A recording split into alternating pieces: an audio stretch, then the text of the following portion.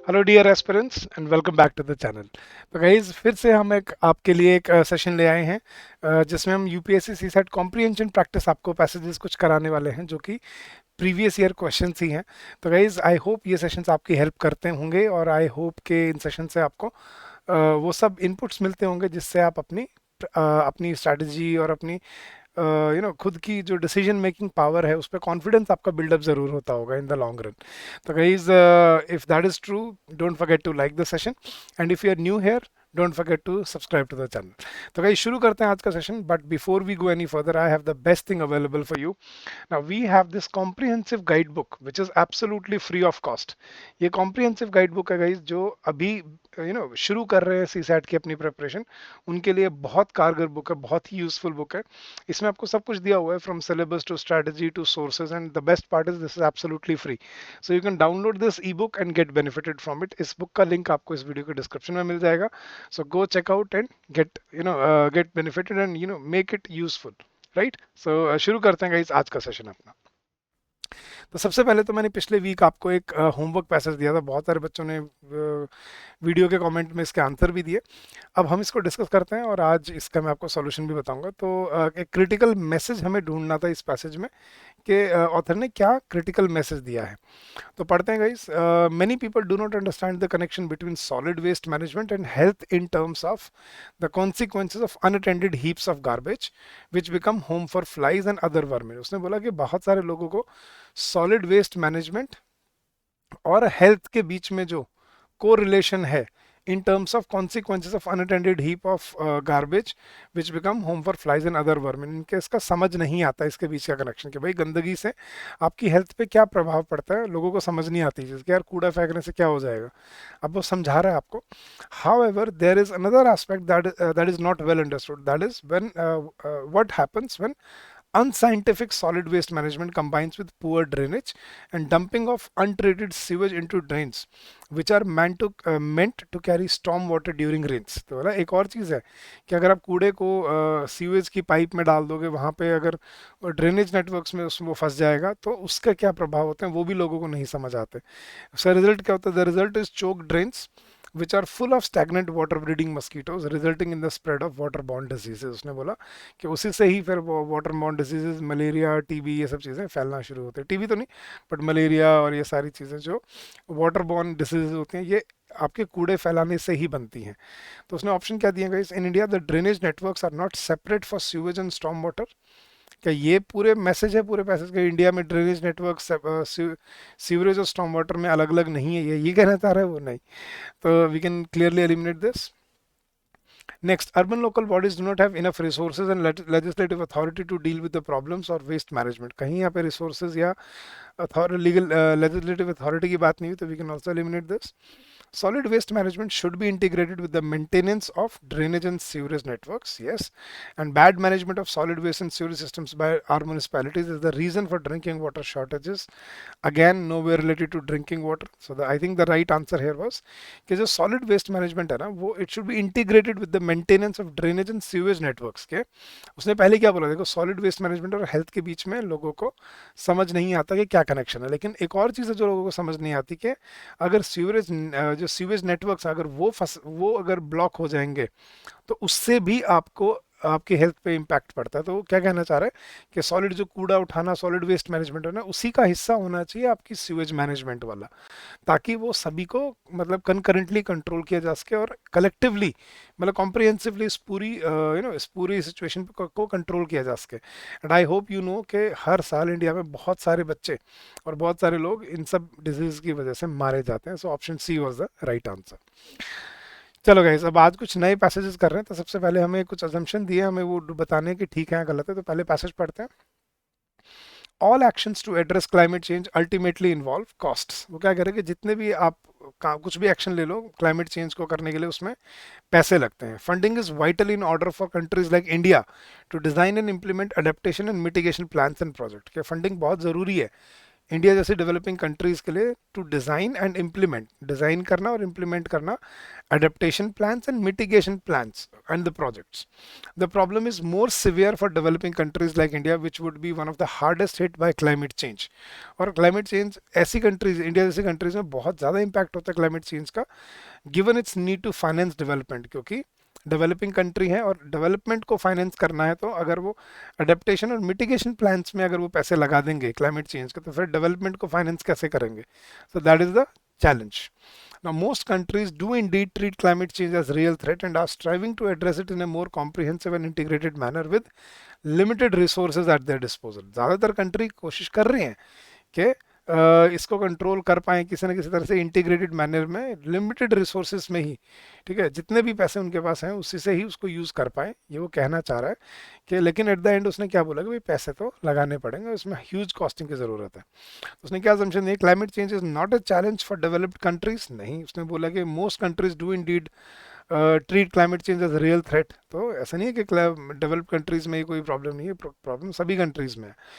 Second, climate change is a complex policy issue and also a development issue for many countries. That is true कि policy issue भी है, क्योंकि इसमें design करना पड़ेगा और इम्प्लीमेंट करना पड़ेगा अडेप्टेशन एंड मिटिगेशन प्लान्स को, और दूसरी चीज़ इसको फाइनेंस भी करना पड़ेगा साथ के साथ, डेवलपमेंट को भी फाइनेंस करना, तो वो दोनों का ही एक हिस्सा बन जाता है। And third, ways and means to finance must be found to enable developing countries to enhance their adaptive capacity, कि भाई वो तरीके अब हमें ढूंढने पड़ेंगे जिससे डेवलपिंग कंट्रीज अपने अडेप्टेशन प्लान को फाइनेंस कर पाए। तो I think option 2 and 3 were absolutely correct. है कोई ऑप्शन? ये रहा। So option C was your correct answer. Option number 2 and option number 3 are absolutely correct. चलो गाइस, आगे बढ़ते हैं नेक्स्ट पैसेज पे। हमें एक इन्फ्रेंस ढूंढना है, a key fact from the passage तो पढ़ते हैं। Cooking with biomass and coal in India is now recognized to cause major health problems. तो उसने बोला कि अगर आप मतलब जैसे हम कहते हैं ना, वो काउ डंग से, जिसको हम बोलते हैं ना, कोल से, लकड़ी से या काउ डंग से, मतलब बायोमास से अगर आप चूल्हा जलाते हो तो, या कोयले से अगर आप चूल्हा जलाते हो तो इंडिया में बहुत मेजर हेल्थ प्रॉब्लम्स हो रहे हैं। तो उसने ये बात की है। तो cooking with biomass and coal in India is now recognized to cause major health problems with women and children in poor populations facing the greatest risk. और सबसे ज़्यादा रिस्क इसको है, जो गरीब लोग हैं, गरीब तबके के लोग हैं, उनको इस चीज़ से सबसे ज़्यादा नुकसान होता है अगर आप बायोमास या कोल को बर्न करते हो और उससे खाना बनाते हो। तो there are more than 10 lakh premature deaths each year from household air pollution due to polluting cooking fuels. उसने बोला हर साल 10 लाख से ज़्यादा बच्चे जो है वो प्री मेच्योर डेथ्स हो जाती है उनकी, मतलब प्री मेच्योरली वो मर जाते हैं due to household air pollution, जो कि घर में पोल्यूशन है, due to polluting cooking fuels, और ऐसे फ्यूल्स को यूज़ करके जो कि पॉल्यूशन पैदा करते हैं, with another 1.5 lakh due to their contribution to general outdoor air pollution in the country. और कुछ 1.5 लाख के आसपास जो हवा, बाहर की हवा में, घर की हवा प्रदूषित होने से 10 लाख डेथ्स होती हैं हर साल, और लगभग 1.5 लाख ओपन एयर में की पोल्यूशन की वजह से होती हैं। Although the fraction of Indian population using clean cooking fuels such as LPG, natural gas, electricity is slowly rising, के हालांकि उसने क्या कहा कि इंडियन पॉपुलेशन का जो फ्रैक्शन है जो कुकिंग फ्यूल्स को, जैसे एलपीजी गैस होगी, नेचुरल गैस होगी, इलेक्ट्रिसिटी होगी, ये बढ़ रहा है, लेकिन the number using polluting solid fuels as there primary cooking fuel has remained static for nearly 30 years at about 70 crore. अगर हम 1 करोड़ 40 लाख माने अपनी पॉपुलेशन, 140 करोड़ माने, तो लगभग 50% लोग आज भी इस तरह से खाना बनाते हैं। तो this is a huge challenge for India अगर आपको सेफ फ्यूल्स यूज करने हैं तो।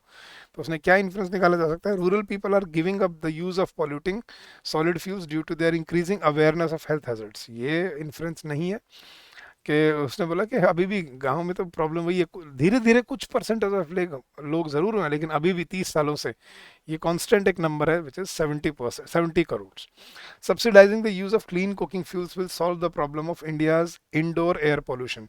कि क्लीन कुकिंग फ्यूल्स को सब्सिडाइज कर दो, इससे इंडिया की जो इंडोर एयर पोल्यूशन है उसके प्रॉब्लम सॉल्व हो जाएगी। ठीक है, देखते हैं। India should increase its import of natural gas and produce more electricity, कि ज़्यादा नेचुरल गैस इंपोर्ट करें और ज़्यादा इलेक्ट्रिसिटी प्रोड्यूस करें। Okay, and access to cooking gas can reduce पर premature deaths in poor household. Yes, that is the right answer, कि अगर लोगों के पास कुकिंग गैस का एक्सेस होगा तो बहुत सारी प्री मेच्योर डेथ्स को रोका या बचाया जा सकता है। सो option D was the clear answer. अब देखो, ये बोलना कि यार सब्सिडाइज कर दो, सस्ती कर दो, उसको सस्ती करने से पहले यार उसको एक्सेस तो पहुंचा दो। लोगों को अगर पहुंचेगी नहीं सस्ती करके, लोग क्या करेंगे उसका? ठीक है, they want not just cheap, they want accessible and affordable sustainable supply of gas, ये प्रॉब्लम। और सी क्यों नहीं, क्योंकि इंपोर्ट करेंगे नेचुरल गैस, उसका यहाँ पैसे से कोई लेना देना नहीं है, ज़्यादा इंपोर्ट करके क्या होगा, वही एक्सेसिबिलिटी नहीं है, तो ये सबसे बड़ी प्रॉब्लम है। तो accessibility is the key factor here. So option D was the right answer. चलो गाइस नेक्स्ट पैसेज पे चलते हैं। उसने पूछा कि what is the most important implication, कि what could be the the outcome of this scenario, तो उसने ये बताना है हमें इसमें। तो पढ़ते हैं, scientific knowledge has its dangers but so has every great thing. उसने बोला कि भाई साइंटिफिक नॉलेज के अपने खतरे होते हैं, लेकिन वो उसने क्या बोला, लेकिन वो तो हर मतलब बड़ी चीज़ के होते ही हैं। The scientific knowledge has its dangers, but so has every great thing. Over and beyond the dangers with which it threatens the present, it opens up as nothing else can the vision of a possible happy world, a world without poverty, without war, with little illness. उसने बोला कि over and beyond dangers, खतरों से आगे निकल के अगर हम सोचें, तो साइंस हमें क्या प्रोवाइड करता है, इट प्रेजेंट मतलब it opens up as nothing else can the vision of a possible happy world, कि एक ऐसा मतलब विजन, एक ऐसा सोच कि जहाँ पे आपको खुशहाल दुनिया मिले, ए वर्ल्ड विदाउट पॉवर्टी, जहाँ गरीबी ना हो, विदाउट वॉर, जहाँ लड़ाई ना हो, विद लिटिल इलनेस, जहाँ पे बीमारी नाम मात्र मतलब बहुत कम हो, ऐसी दुनिया सिर्फ आपको साइंस ही दिला सकता है। Science what ever unpleasant consequences it may have by the way, in its very nature is a liberator. तो बोला भाई चाहे बेशक कितने ही रास्ते में रुकावटें क्यों ना आए, रास्ते में कितनी मुश्किलें, मतलब कितने भी नेगेटिव इम्पैक्ट्स क्यों ना हो साइंस के, लेकिन अपने आप में जो साइंस का जो मतलब जो नेचर है ना, वो लिबरेटर का है, आज़ादी देने वाला है, इंसान को आज़ाद करता है वो साइंस। मतलब अगर आपको देखो क्या कह रहे हैं, देखो साइंस से एटॉमिक बॉम्ब भी बनता है, लेकिन साइंस से ही उसी एटॉमिक एनर्जी को हम इलेक्ट्रिसिटी बनाने या और चीज़ें और एनर्जी क्रिएट करने में भी हम यूज़ कर सकते हैं। तो मतलब उसके नेगेटिव कॉन्सिक्वेंसेज ज़रूर होंगे, लेकिन उसके पॉजिटिव इम्पैक्ट्स इतने ज़्यादा हैं कि आप उसको बंद नहीं कर सकते। That is what he wants to say. तो उसने क्या बोला, happy world is a dream of science, कि खुशहाल दुनिया एक साइंस का ड्रीम है। Yes, science only can build a happy world, but it is also the only major threat. ये एक्सट्रीम ऑप्शंस को हम क्या करते हैं, एलिमिनेट कर देते हैं। Next, a happy world is not possible without science, के साइंस के बिना खुशहाल दुनिया है पॉसिबल ही नहीं है। ऐसा नहीं है कि जैसे पहले साइंस नहीं होता था तो क्या लोग खुश नहीं थे, हमें नहीं पता, बट अभी आगे के लिए वो क्या बोल रहे हैं अभी इस हिसाब से। लेकिन ये एक्सट्रीम ऑप्शन है कि भाई साइंस के बिना दुनिया खुश रह ही नहीं सकती ना। And a happy world is not at all possible without science, फिर वही गलती कि नहीं, तो ये एक्सट्रीम ऑप्शन है कि भाई साइंस हो या ना हो दुनिया खुश रह ही नहीं सकती। नहीं, यहाँ पे क्या इम्प्लीकेशन है इसका, कि क्या कहना चाह रहे हो, क्या क्या तात्पर्य है उसका, कि भाई एक खुशहाल दुनिया साइंस का एक विजन है, एक ड्रीम है, जो उसने बोला भी है, the vision of a possible happy world that is given by science. So science has a dream of making the world happy around you. So that is the right implication of the passage. So option A is the correct answer.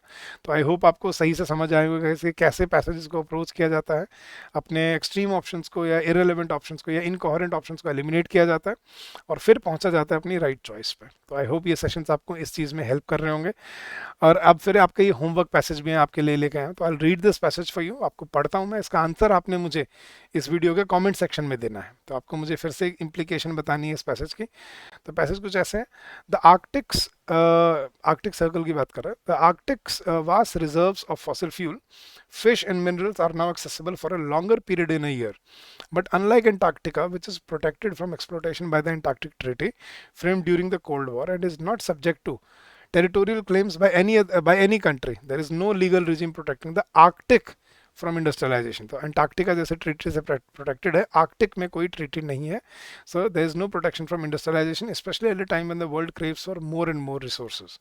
The distinct possibility of ice free summer has prompted countries with Arctic coastline to scramble for great chunks of the melting ocean.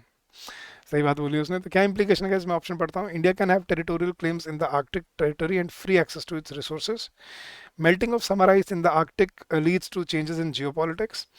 The Arctic region will solve the world's future problem of resource crunch. Yeah, the Arctic region has more resources than Antarctica. What do you think is the right implication of the passage? तो आपको मुझे अपना option इस video के comment section में बताना है। Let's see आप में से कितने स्टूडेंट सही आंसर करते हैं इसका। So it's a homework for you and make sure that you do attempt it. और कल फिर से मैं सेशन में इसको डिस्कस करूंगा, कल वाले सेशन में tomorrow, and I will give you the solution for this session, जैसे मैं हर सेशन में पीछे करता आ रहा हूँ। So that was it for today, guys. You can also join us in our comprehensive course if you wish to join us in this journey. Now, in this comprehensive course, we provide you, on day one, all the concept classes along with the PDFs as well as practice questions for every chapter. Then there are sectional tests as well as full-length test for your practice and simulation of the exam. There are weekly live doubt sessions with the faculty members where you can ask your doubts, and there are live revision classes which will help you in your revision on a live on a live interaction manner with your faculty members. So you can come join us in this course and get benefited. The link for this course is given in the description of the video. You can go check out the link, and there is a special discount going on. You can also get benefited there. So that is it for today, guys. I hope these practice sessions will help you in your confidence boosting and in your journey ahead. So don't forget to like this session, guys, if you haven't done so yet. And if you are new here, don't forget to subscribe to our channel. If you need the PDFs of these sessions, अगर आपको PDF भी चाहिए, you can join our Telegram channel. The link for which also has been given in the description of the video. So you can join us there, and you can find all these PDFs for free. And guys, in the end, if you have any doubts, if you have any queries, you can call us on this number. That is 8146207241 during the office hours, or you can also drop us an email at hello@edutap.co.in. That is our email ID. So hello@edutap.co.in. If you have any doubts, if you wish to contact us or get in touch with us for anything at all, you can drop us an email on this address and we'll get back to you. So guys, thank you so much once again for your patience and for your receptiveness. I wish you all the success in your endeavors ahead. Keep on working hard, keep on giving your best, and I'm sure all your hard work will pay off at the end of the day. So having said that, I'll take a leave for today. I'll see you again tomorrow. Till then, guys, stay safe, stay healthy, and happy learning to all of you.